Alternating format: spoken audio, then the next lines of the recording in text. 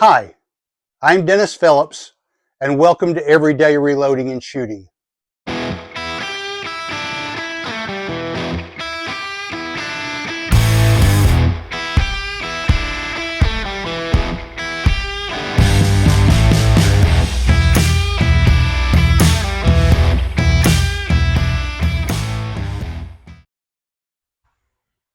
right, welcome back to the channel.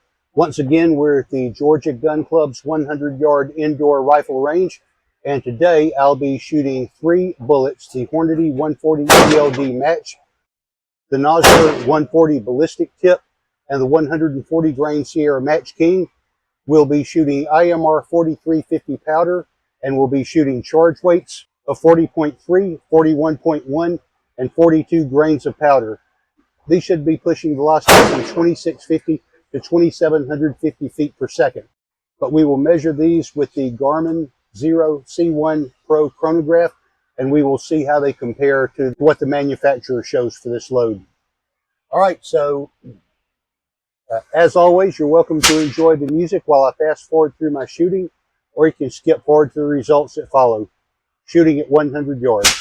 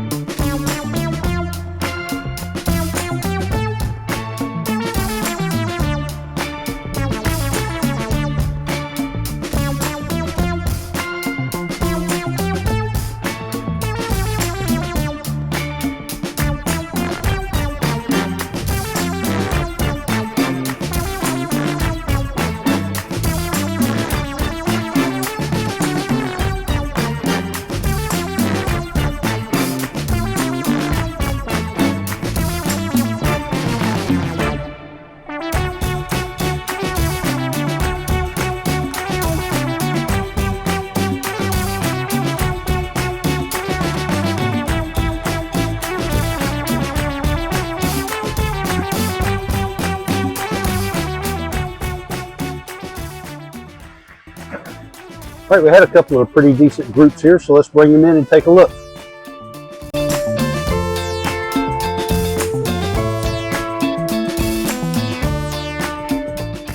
All right, so the Hornady ELD was pretty tight at 41.1 with a flyer off to the side. We had 4 touching here.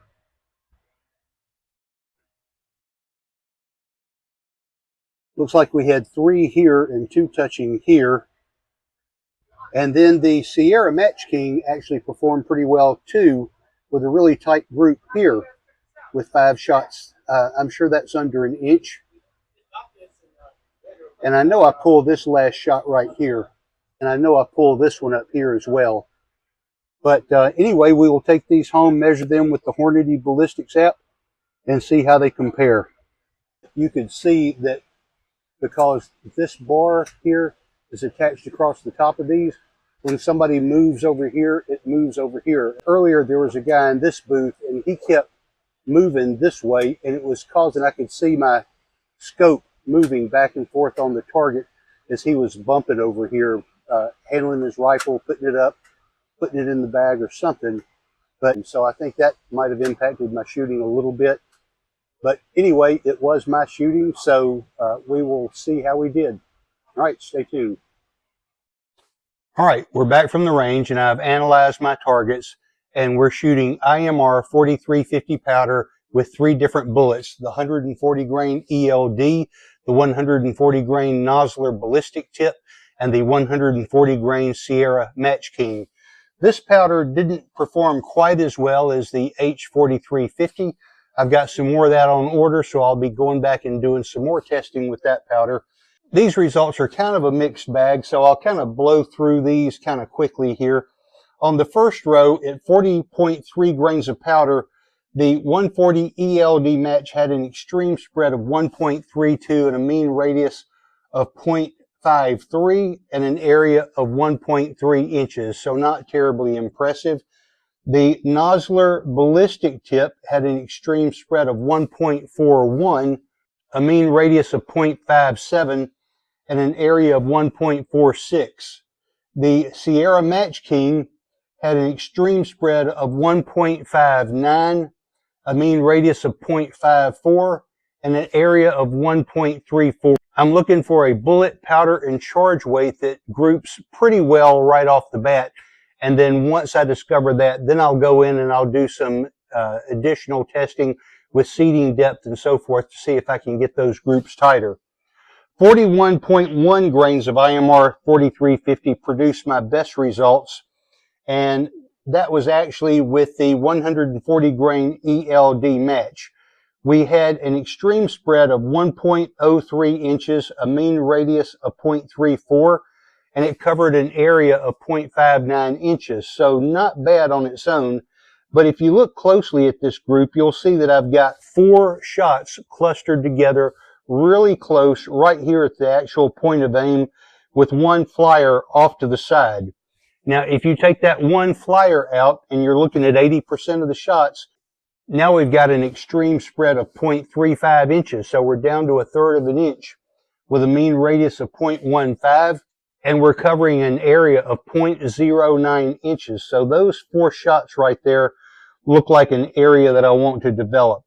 We had an average velocity of 2,617 feet per second on 5 shots with an extreme spread of 22.3 and a standard deviation of 8.9. When we move on to the Nosler ballistic tip, the groups are opening up again. We're at 1.29 inches with a mean radius of 0.49, covering an area of 1.09 inches. We had an average velocity there of 2593, an extreme spread of 32.9, and a standard deviation of 12 feet per second. If you go to the 140 Sierra Match King, the groups begin to tighten up a little bit. We have an extreme spread of 0.76, so we're right at 3/4 of an inch on the group there, with a mean radius of 0.30. And of course, a radius is half of a circle. So if you double that, that gives you an average group size of 0.6, which is pretty respectable. And it also covers an area of 0.37 inches.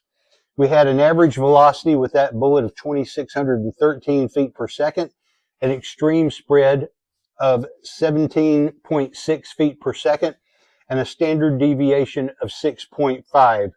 And that was actually my best standard deviation of any of the rounds that we shot. So we move on to 42 grains with the ELD match bullet, and we have an extreme spread of 0.91, so we're under an inch. We've got a mean radius of 0.39, and we're covering an area of 0.48 inches. The velocity was 2,685 feet per second with an extreme spread of 35.7 feet per second and a standard deviation of 14. Moving on to the Nosler ballistic tip, halfway decent group here at 1.02 inches with a mean radius of 0.36, covering an area of 0.48 inches, so basically a ½ inch in area. And if you take that one flyer out that's over here off to the right, you have 4 shots that are clustered together here pretty well. That gives you an extreme spread of 0.59 with a mean radius of 0.26, which doubled gives you an average group size of 0.52 inches. And it covers an area of 0.18 inches, so not bad on the ballistic tip there. We had an average velocity of 2,636 feet per second, an extreme spread of 39.6, and a standard deviation of 14.9, so pretty respectable there. Then with the 140 Sierra Match King, we had an extreme spread of 1.1 inches with a mean radius of 0.42. group's a little bit scattered, but we're covering an area of 0.61 inches because we had a pretty good spread horizontally, which indicates a pretty good velocity node. Our average velocity was 2,675 feet per second with an extreme spread of 25 and a standard deviation of 9.8. When you look at the velocity and the standard deviations on each row, when you average these are all 140 grain bullets. And when you average these with the 40.3 grains of powder, we have an average velocity of 2,545 feet per second with an extreme spread of 42.3 and a standard deviation of 15.3. At 41.1 grains of power, we had our best standard deviation with an average velocity at 2608, an extreme spread of 24.3, and a standard deviation of 9.1. So even though this is not our highest velocity, this does give us our best grouping and our best standard deviation. So this is probably where I'll want to focus on the IMR4350 powder. At 42 grains of powder, we have an average velocity of 2,665 feet per second, an extreme spread of 33.4, and a standard deviation of 12.9. If you look at how the bullets performed at all of the charge weights, the Hornady ELD match, again, had the best performance with an average extreme spread of 1.09, a mean radius of 0.42, and covering an area of 0.79 inches. The 140 grain nodular ballistic tip averaged an extreme spread of 1.24 with a mean radius of 0.47 and an area of 1.01, so just over an inch. The Sierra Match King was a pretty good performer with an extreme spread of 1.15 inches on average, a mean radius of 0.42, covering an area of 0.77 inches, so just over 3/4 of an inch average on the Sierra Match King. So we're going to have to give this one today to the 140 grain ELD match bullet and the 41.1 grains of powder. It's interesting too that according to the manual, that charge is supposed to be producing 2,700 feet per second in velocity, but the average velocity for that powder was 2608. So just a little bit under what the book has that rated at. Of course, when they test these, they have a different rifle with probably a longer barrel, which is going to have a higher velocity. Okay, so these are my results. I hope you find this information helpful. If you have any thoughts, ideas, suggestions, questions, please leave those in the comments below. I try to interact with everybody that comments. I hope you will also like, share, and subscribe. And as always, thanks for watching.